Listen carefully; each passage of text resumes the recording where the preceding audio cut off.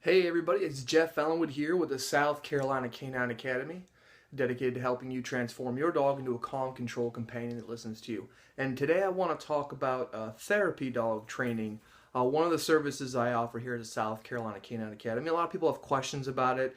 Um, there's a lot of misconceptions between service dogs and therapy dogs, and some people want to know what's involved, how I know if my dog is a good dog for therapy dog training, what kind of training is involved, what kind of tests do I have to take. So I'm going to go over all that right now because a lot of people have a lot of questions, especially this last week. I must have had 4 or 5 people over between the holidays and now just call me and ask about therapy dog training. So I'm going to talk about that. So let's talk about the difference between therapy dog training and service dog training. So service dog training is pretty much any dog that assists you in your life. It's probably the best way to explain it. So your seeing eye dogs, dogs that help you open doors, seizure, hard of hearing. Any dog that helps you assist you in your life would be considered a service dog. A therapy dog is more of your dog giving therapy to others, okay? Therapy dog is kind of a confusing term. It should be something like, let's go out and make people happy dog, or something like that. It would be very, very clear. So these are the types of dogs that you can train up. I help you if the dog has the right temperament, which we'll get to in a minute. But you go out to the VA, hospitals, nursing homes. Some even go to the kids' schools and reading programs, and their dog goes with them and just spends time. You guys are like a team, and you meet people, and you just kind of bring joy to their lives. Everybody loves seeing a cute, fluffy dog. You bring it in, you talk to them, you spend a little time with them. It makes them feel good, and that can make a big difference in their life one way or another. And just to give you a story, one of my clients has a German Shepherd named Chaos, of all things. He made a therapy dog. We worked together. He really worked hard. He told me about this one story. I've told it many times, but if I tear up, you'll understand. So the dog's name is Chaos, and he was at the VA one day. And he's going around seeing all the soldiers, saying hi. They're like, oh, cool. Hey, what's up, Chaos? They kind of know him up there. And then there happened to be this one soldier who was just kind of sitting in the hallway and didn't want to be bothered. They just said he hasn't spoken for several weeks, just kind of leave him alone. He's dealing with some stuff. So he goes and does his rounds, and he's coming back out, and as he's walking past the guy, Chaos stops dead on the leash, which is odd because Chaos doesn't really pull.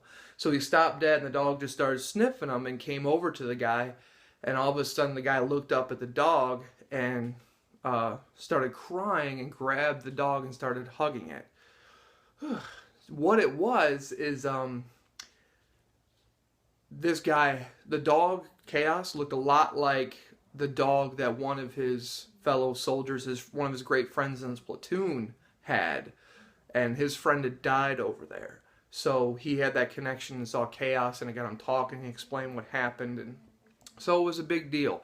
And if that's something you'd like to see happen with your dog, therapy dog training is for you. Very emotional, but very, very touching at the same time. Now, I'm not giving it the justice he does. He's got a lot more details.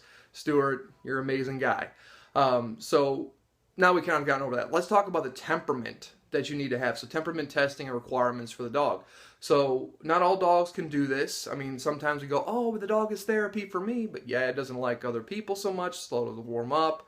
It's scared. So what we want to do is first you want to test the dog's tolerance. And this is where I come to your home, and I'll do an evaluation, a diagnostic evaluation. I'll test their temperament. And I'm looking for a good tolerance. Like I can walk right up to the dog, touch it all over, ears, face, head, neck, back, even hug it. Because people are going to do that right off the bat. They go, oh, puppy. And you want to make sure the dog doesn't go, what? Right? So you want the dog to have a good tolerance to being touched. Well, I want a dog that actively pursues attention. You don't want a dog that goes, ooh, he looks kind of big, or she looks kind of scary. A dog that goes, hey, I like you. It doesn't matter what age, what race, what's going on. If you have infirmities and you move funny, the dog is like, whatever, I love everybody. So I want to make sure we have a dog that actively pursues people's attention. We also want a confident dog that's confident to personal and environmental stressors. So environmental meaning loud noises. So I'll do things like drop some loud stuff around the dog. I'll use a walker because that weird motion can throw off a dog. You'd be surprised. Just walking, like, you know, there's something wrong, messes up the dog. Beeping noises, just stuff like that that you would encounter in a hospital or nursing home setting, whatever it is. So the dog doesn't hear and go, oh, and then take off. So we'll make sure that's good. Personal stressors, we kind of already touched on that. Prey drive, I'm going to test that. People are like, prey drive, what does that have to do with therapy dog training?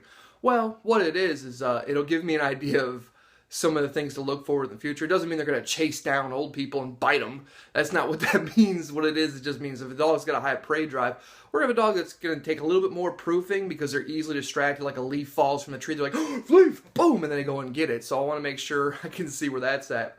And one other thing I'm going to test, and people are going to go, what? Is defense. I need to test your dog's defense. And you're like, whoa, what are you going to hit my dog? No. I'll be several yards back, feet, probably like 20, 30 feet. And I'm going to threaten the dog because I need to know if I threaten the dog, that's not just going to light up at me and become aggressive. I want the dog, to kind of go, hey, are we playing? What's going on? Or even retreat a little bit. I want to make sure the dog, if somebody approaches it, like most people do to pet a dog, direct eye contact, forward facing, hands out, and the dog doesn't go, right? So I have to test that defense drive. So that's kind of some of the stuff that I would be testing them. And if your dog is good with all that, then we say, okay, we have a good candidate for testing.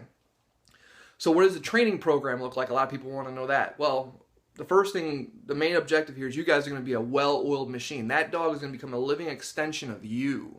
So you guys have to be in tune, almost know what the dog is thinking, so that you know what to expect from the dog and the dog knows what to expect from you. Because you got to be able to take this dog anywhere and the dog be as non-reactive almost as you are. Okay. So time is the biggest factor in this training because people are like, oh, how much? Well, it's not cheap, but time is the biggest thing because it's going to be a lot of time to get the dog where you want it to be. A lot of time, a lot of dedication. That's where people tend to, in therapy dog training, kind of, oh, I don't know if I want to do this. It takes time. It really does. You can't certify your dog till it's a year old. Now, depending on how old your dog is, that's not relevant. But that's one of the things to think about. And you can start them as young as a puppy. It's actually better if you do this way. By the time a year happens, you're just taking the test and you're good to go. So we're obviously for the training, all obedience, sit down, stay, heel, come, loose leash on a flat collar. That has to happen. That's going to be a big thing. But the biggest part of it is proofing out in public. Okay. Meaning you and I meet out in public like sand hills or some outside place like a village and just walk around. Because the dog, when it walks in your neighborhood, would be like, oh, this dog drives like a Cadillac. It's easy. You get out in public, it's like, what's wrong with you? Because you have a whole lot more distractions and competition. So I want to be there to help you work through that and just give you a lot of things that when you're out in public to think a different way. Because if you're carrying that dog with you, you have to be almost responsible for other people's thoughts and behavior. So I go through all that. And then we'll even go into a department store that allows dogs so they can, be inside with all these loud organic noises and distractions and suddenness is, I just made up a word, suddennesses. So we're going to do all of those things. Once your dog shows they have all that, well, you got to take the Canine Good Citizen test. This is really the stepping stone. This is offered through the AKC. I'm an evaluator for it. So you have to pass that. I find having somebody have to take a test before the therapy dog test can really set them up because we all get nervous when we take tests. So why not, do this one first? So we do that. Once that's good, then what I do is I take my clients and we go to a certain nursing home and we'll do a couple visits. Now, a couple, 2, 3, because the first time you go, you're just going to be in, my dog's going to jump, it's going to do this, you're going to be nervous. So let's go through the first time, get all the nerves out. We come back the second time, we feel a little bit better about it, we're learning more, maybe even the third time. And while we're doing that, we'll also be working on the test for the therapy dog training certification. And once we have that, and I see that you can easily pass the test, I'll link you up with a therapy dog training organization like Therapy Dogs Incorporated. And that person will come out, there's a charge for the test, but you also fall under their insurance umbrella, which they'll explain to you. You take the test, they come out with you a couple times, you pass, boom, now you're nationally certified. Take that dog anywhere to hospitals and blah, blah, blah. And you got your therapy dog, okay? So that was just, I know it's kind of a long video so far, about 9-10 minutes, but I want to make sure that I was as thorough as I could be without dragging this out. But I wanted to offer some room for questions. I'm sure you have questions, so please feel free to call, text, or email me. You can check me out. Oh, by the way, I'll offer links to the Canine Good Citizen test so you know what you're working for, and also the therapy dog training test so you can see, okay, this is what my dog's going to have to do. So I'll put those links in the notes below. So thank you again. If you have questions or comments, please leave them. Please subscribe to the channel. I'm going to keep offering different stuff. on dog training, different ways to think, whatever I can think of. I see people are saying a lot. I'll go ahead and answer those questions as best I can. Also, you can check us out on Facebook at South Carolina Canine Academy.com. That's K9 Academy. Check us out there, and I'll upload different things from there. Like us on that page. And my website, check that out for more information, is SCK9Academy.com. That's letter S, letter C, like South Carolina, K9 Academy.com. So thank you again. Again, this is Jeff Ellen with the South Carolina Canine Academy, and I'm dedicated to helping you transform your dog into a calm, controlled companion that listens to you.